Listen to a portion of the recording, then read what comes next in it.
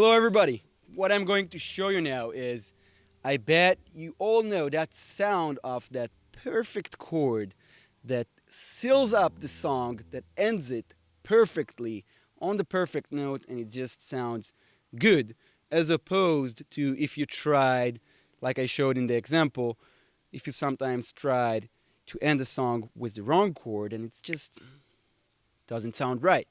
So what I'm going to show you in the next 2-3 minutes, it's very simple, is how you find that chord and also why this is the perfect chord, which is always good to know.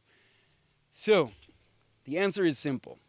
In 95% of the times, that perfect chord that finishes the song perfectly is the chord that opened the song.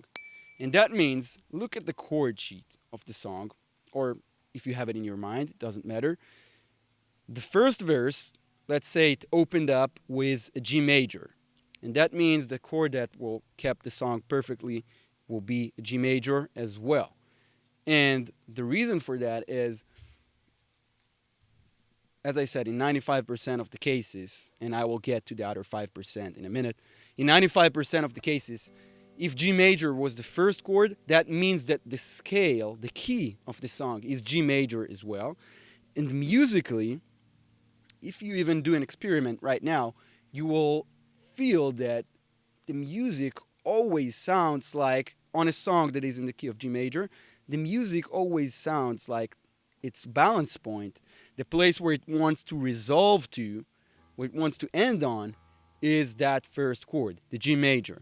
While on the other hand, on the 5% of the song where the first chord is not that perfect chord to end it, it will usually be the last chord of the verse or of the chorus. It depends how the song is built musically, but with a little bit of trial and error on a couple of chords, you will easily figure it out by yourself. And this is also useful because when you have the key, so you know which key you can improvise on if you're already into some improvisations and you know scales and stuff like that. But anyway, let's finish it off with one more tip. If you want to end it really nicely, so you can also not just play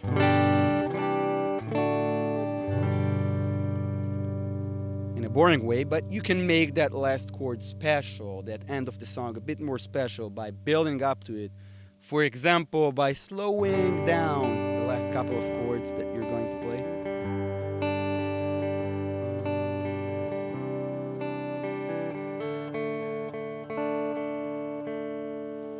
And then making the last strum a bombastic one.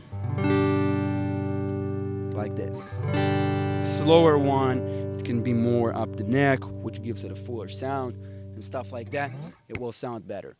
Anyway, this is basically it. I'm going to show you one more quick example on a blues this time, and then we're going to cap it off. The chords are going to be E, A, B, and then we're going to finish on the E.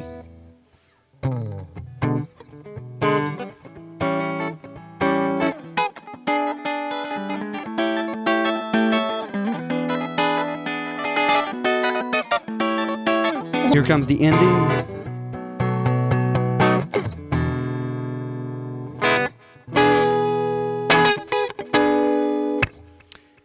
Have a great time. I will see you in the next lessons. Goodbye.